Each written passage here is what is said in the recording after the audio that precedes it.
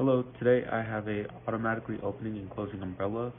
This is the box that it comes in. We're going to go ahead and unbox it and see how it looks.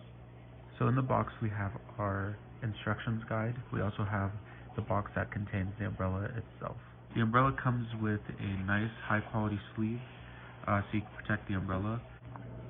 One of the nicest features about this umbrella is its reflective strip that goes all around the umbrella, and in the dark, that illuminates when cars are passing by or any kind of light is around, which helps, while you're walking with an umbrella at night.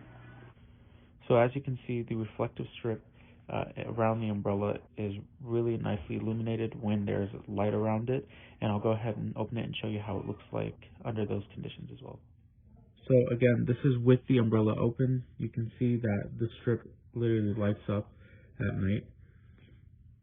Another great thing about this umbrella is the size. It's really small, as you can see, and it's really compact, and extends to a full-length umbrella. But what's nice is you can store this anywhere with its pouch to protect it, and it doesn't take up much space, so this is perfect for traveling.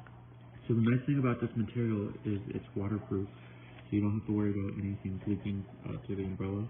Also, the umbrella is windproof, so it's resistant to wind when you're outside, which is, in my opinion, one of the most important things to have in an umbrella, since under windy conditions, this can hold up really nicely. The automatically opening and closing feature of this umbrella has to be also another one of its best features, because I've had a bunch of umbrellas that don't automatically open and close, and they're a hassle, and they take up much space because usually they can't compact as this one does. So when you go ahead and open the umbrella, all you gotta do is press this button after the strap is released, and as you can see, it extends to the full-length umbrella. When you want to close it, all you gotta do is press the same button, and you can close it like that.